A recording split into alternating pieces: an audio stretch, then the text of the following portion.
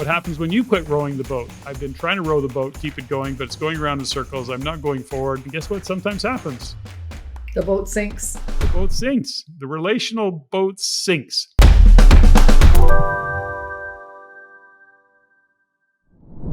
Stephanie, here we are. The end Hi, of hon. summer. The end of summer. Crazy. Crazy, Crazy. crazy, right? Where did August go? Where did the summer go? We had such a great summer, though. We really did have a great summer starting back in June, and it's been pretty fun.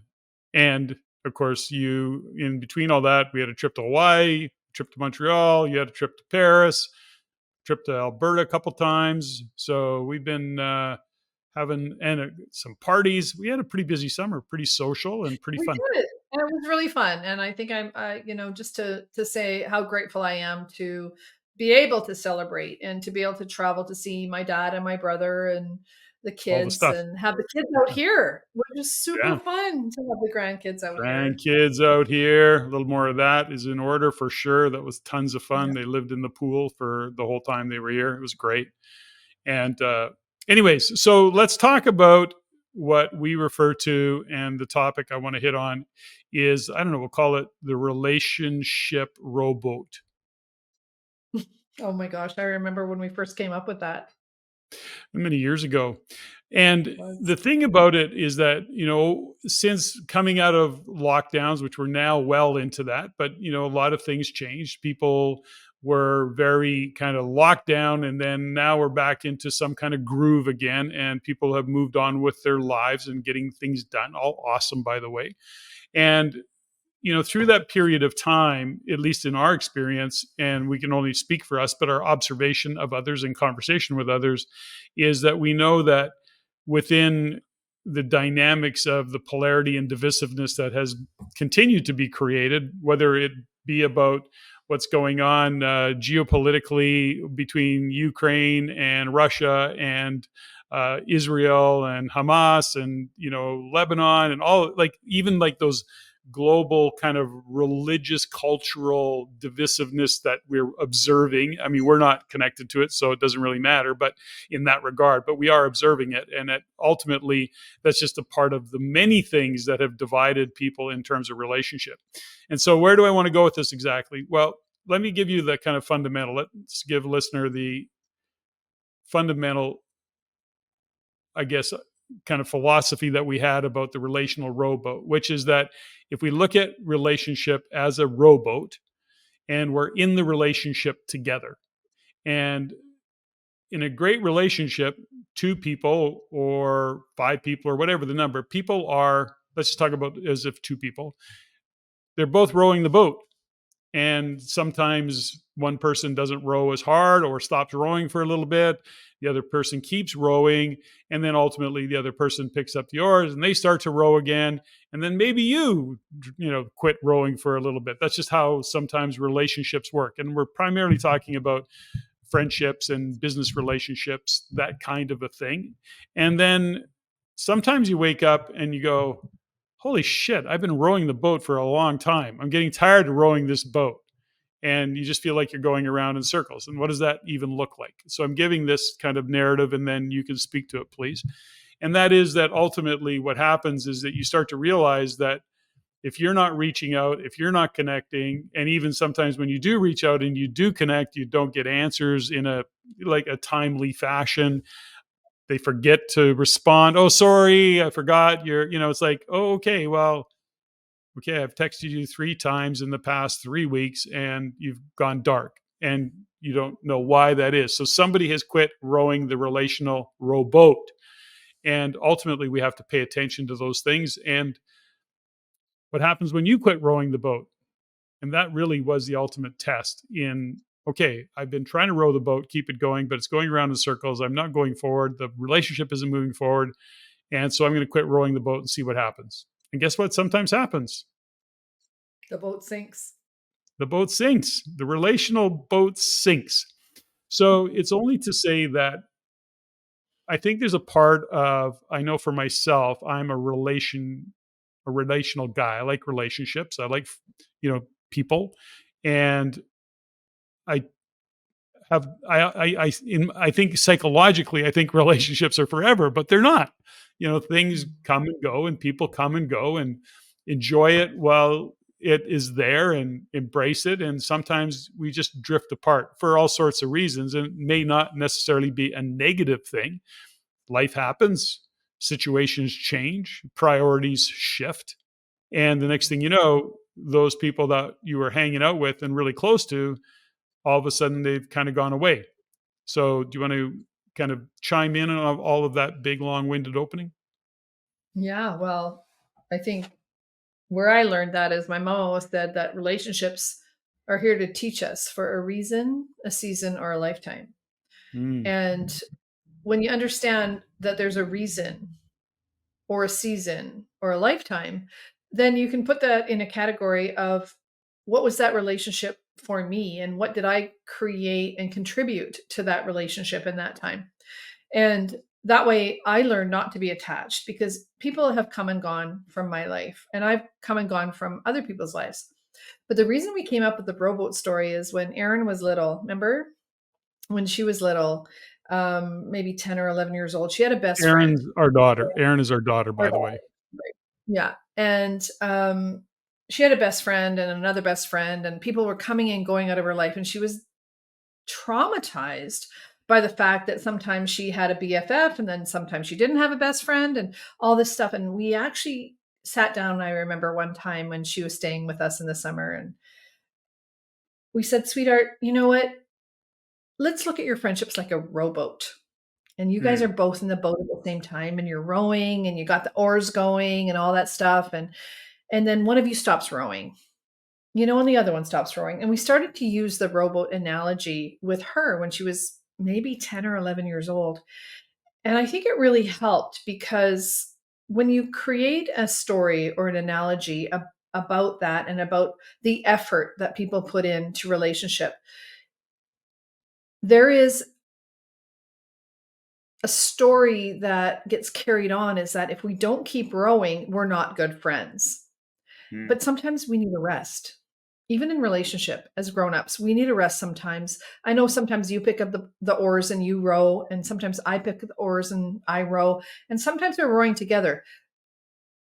But when you know you're in a good relationship, and when Aaron was little and we were telling the story, is that if somebody stops rowing and the boat sinks, it's not a friendship. It's not a relationship. And we Mm. had to create the analogy so she was clear that it wasn't her fault, that she wasn't doing anything wrong.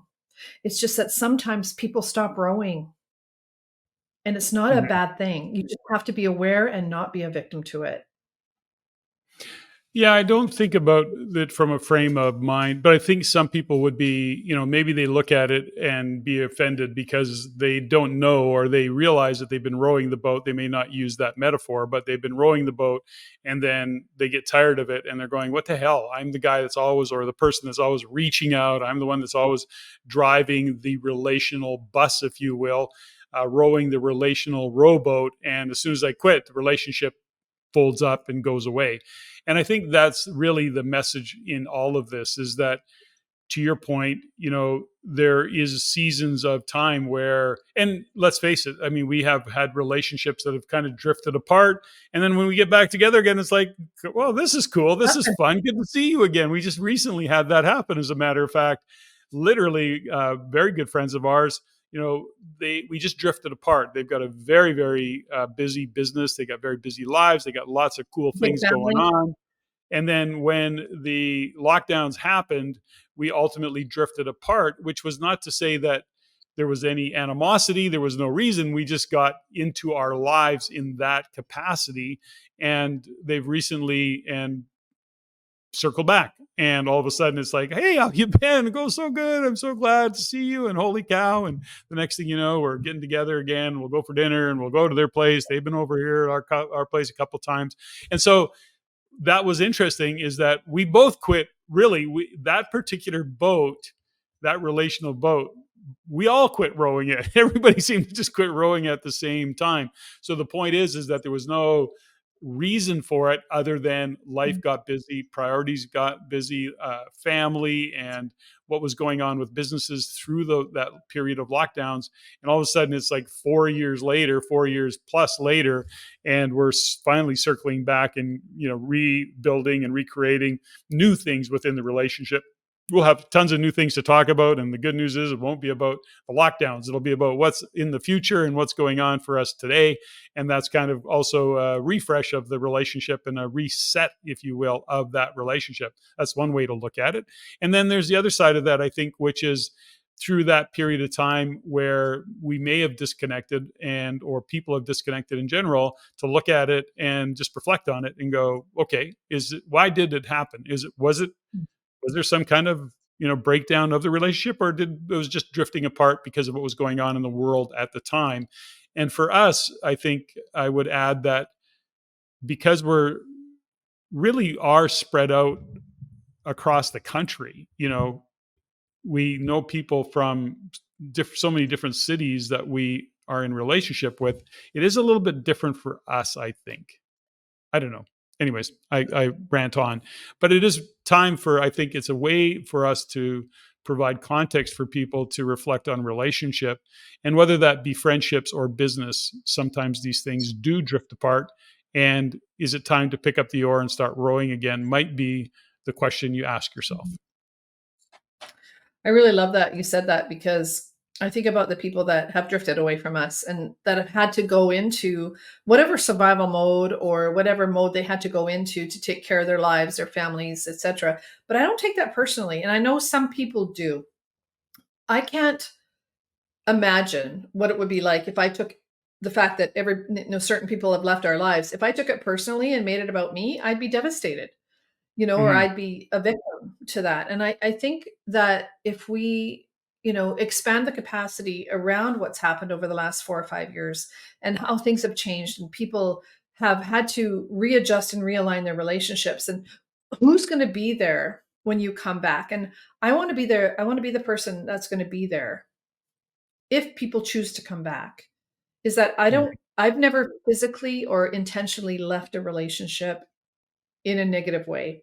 But I've also honored the ebb and flow of when people need to leave or come and go. I want to be the space, and I think you and I are that with our home, especially on the compound, is that we want to be the spaces that when people are ready to come back, we're still here. Like, we're Mhm. not going to be the ones that are going to go, yeah, screw you, we're out. You did something wrong. I don't ever feel that. I don't ever feel that someone's done something to me. Well, I But think when you think about that's an the interesting. Go. Sorry. Go ahead. go ahead.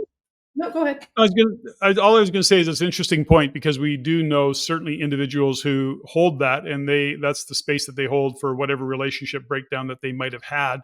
And we Mm, also, I've observed where, uh, as I'm listening to them talk and speak, it really is also about them being a little self-righteous, a little uh, needing to be right. It was something that mm, somebody else did to them. They took it personally, and again, they're holding it as a little bit vindictive in all of that. And I think that it's hard to kind of have people reflect on that and ask themselves, is the relationship worth revisiting, or am I just needing to be right, and I have too much pride to go back and say, okay, well, everybody was fucked up at that time, and I apologize, and maybe we can shake hands and be friends again. I don't know. It's an interesting dynamic. I think there was so much emotional charge around all of what went on over the past 4 or 5 years, and as we go into the future, it doesn't seem to be getting that much better. I mean, as we record no. this, there's the whatever called monkeypox hanging over everybody's head, and the potential of another lockdown. And there's a lot of fear and uncertainty, FUD, fear, uncertainty, and doubt. And often that's used in the context of investments or real estate or whatever, but there's just a FUD around life right now. And I know that anybody, and there are many who are paying attention to what's going on in the world.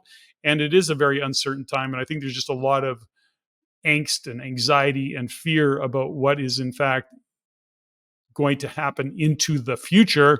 And that even goes beyond what's happening economically, although that's a big part of it. So this is where relationships can break down. And if anything, probably, as we look at it from our perspective, is about what relationships, what boat do you want, what part of who do you want in that relational rowboat? And are you willing to keep rowing and support and ask others to also row the boat? Yeah, I think that's interesting. And, there's a lot of analogies in that regard. And right, like back in 2020, 2021, people were saying, we're all in the same ocean. Let's work together, people. And I'm like, yeah, no, we're not. It doesn't We seem may that be in way. the same ocean, but we all have different boats. And I think We're all going different directions. Yeah. we're all And we're going different throwing people directions. overboard. We're throwing people Totally. overboard. Go get And in that's what another boat. happened, right? In our world. Yeah, yeah. And I just really got that I'm not going to be the person that's going to reject anyone. If people are going to come and go, I call it flow. Freedom, love, ownership, and wonder. That's what flow means to me: freedom, love, ownership, and wonder. If I am going to be in the flow of life, that I want to be the space that people can come and go when it works for them. I'm not going to be the person that will ever reject anyone. And I don't know if that actually makes sense when it comes to boundaries and all that kind of stuff, but there's so much that's happening in the world that's bigger than us that we don't know. But if I can be the space for whether it's my friends or my clients or people that are going through, shit, because everyone's going through shit. But if I'm a space of non-judgment, if we're a space of non-judgment and we have the relational rowboat, so to speak, that can just pick up the oar wherever it's been without resentment. And that's the thing about the relational rowboat, is that can you let people back in without resentment, without living in the past? And I really believe that is what will heal or what will help people move forward. We had an amazing conversation with a friend yesterday morning who's recently single and trying to find, relationship and people and connection in the world out there. And what happened is it leaned into the conversation of authenticity. And Mm. I think about, the commitment of the boat that you're in. Are you being true to yourself and rowing the boat and presenting yourself in the world of social media or Bumble or Tinder or the dating apps or whatever in an authentic way? And I think, if we relate that back to the rowboat, if we're all rowing in the same direction, it's much easier to let the people in and out because they know what's true for you. They can get in the boat and they're like, yeah, I can trust this. But if you're not presenting yourself authentically or from a place of this is who I really am, people are going to get in your boat and go, whoa, what the fuck? Like, I don't know who this person is, right? So Mhm. I think there's a lot when it comes to relational rowboats that we can unpack and try to maybe have the conversation about it's difficult right now to show up for who you really are and to be authentic and to be judged and to know what's going on. So, where are you putting your energy? Well, I think that there's a couple things that you said that first off, you've never given me that acronym for flow before. Was it freedom, love, ownership, and wonder? Is that it? Wonder. Yeah. Yep. Wonder. So freedom, love, Love, ownership, wonder. ownership, and Th- wonder. Yeah. So funny that you should put that in when we're talking about a rowboat because you're in flow. You could be in the river in flow. That the river of life. Oh my gosh, we could just, create a whole metaphor. We would almost Podcast. be poetic around that. Holy cow. Anyways, the thing about it takes courage to be authentic. And then there's another part of it, which is really being able to own your own authenticity. Now, in the conversation that you're talking about with our friend is, when she looked at it and there was parts of it that she was putting out there, but she couldn't see it the way we saw it as good friends who love her dearly. and want to kind of support her around her. And we're going like, okay, but why aren't you saying this and this and this, and pointing out some of those things. And she was great to receive that and go, yeah, you're right, I am all of those things. And then being able to express that, because when you look at the relational rowboat, who do you want in the boat? You want somebody in the boat that aligns with you, number one, your truest, most authentic self, and they're in the boat because they know who you are and they're happy to be in the boat. If you're putting on this performer self all the time, and it's not that that's not authentic, but you want to go a level deeper at some point, don't want to be out in the middle of the ocean and then, hold it. Get out of my boat. I don't know if that's even makes any sense, but I It love the does. acronym, by the way. And the courage it takes to be authentic, the courage it takes to get in a rowboat, be authentic, row the boat together, and really count on the other person. And I think the thing is that we're talking about this in terms of a relationship, a possible romantic relationship, but it's the same thing whether it's friendship, romantic relationship, even business relationships. It does take that level, depending on where you are on the business relationship side of it. But ultimately, to be your truest self does take some courage, to be authentic and to stand for that and be that way. Uh, I admire that courage, and I also know how hard it is to do that. So when you're in the relational rowboat and you're rowing, you want somebody that's rowing with you in flow, and that's the coolest acronym ever. I think also is the noticing is that if you're an overgiver and you're rowing and rowing and rowing and rowing and rowing and rowing and rowing and rowing and rowing, Mm. and then you don't notice the other person stopped rowing, Yeah, it's so hurtful. It can be yeah. so hurtful because the other person's like going with the flow, but they're actually not doing any work. Hmm. And I think that kind of what I got to with our friend the other day is that she's doing so much work, had done so much work, and rowing and making it happen, and then noticing the other person's not rowing and Hmm. being a participant and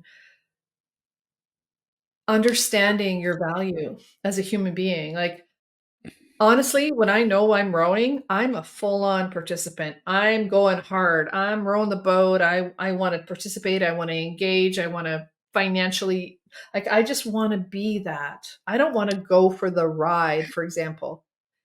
Well, And I don't know what that's like in the dating world right now. I think that the challenge that is sometimes difficult is that you're rowing, and if you're not paying attention, you don't even realize that the other person is no longer rowing the boat with you and or is not part of the journey. So this is, within this kind of metaphor, if you will. I think it takes time to actually assess, look at what you're doing. You're putting the time, the energy, the effort into the relationship. Is the other person, in fact, also rowing the boat? Is there an appreciation for that? Some people go through, and we've been through it, where we've got lots on our plate. Maybe it's an emotional weight that we're carrying, or a lot of distractions and a lot of mental capacity being consumed, and we can't be our best selves in that relationship. We're not rowing the boat as hard, and or we're not rowing it as frequently because we've got all these other things going on, which is our ability, however, to actually state that, shine a light on it, put the other person at ease so that they're not trying to figure it out. That is also part of the awareness. So if you are that individual that are in that relational rowboat and you're not rowing it and you've got a reason you're not rowing it, you might want to just mention it, Communicate that. story, I'm not as present as I could be. I'm not participating as much. I just got a lot going on. Not about you. It's all about me. And I'll circle back. You know what? That takes a lot of self-awareness, and It I does. appreciate you saying that because I've had to we've you and I have had to fight for that level of communication, and I think I've tried with my friends over the years, and I think the ones that have stuck by me are the ones that have been able to say, "You know what? I just can't be present right now. I'm Mhm. overwhelmed. I'm stuck." And then to know that they can be a space for that and not take it on, not make it about them. And I think that's what Mhm. you're trying to say is that when somebody pulls back or stops rowing in that regard is maybe there's a reason. Mhm. Check into it. Yeah.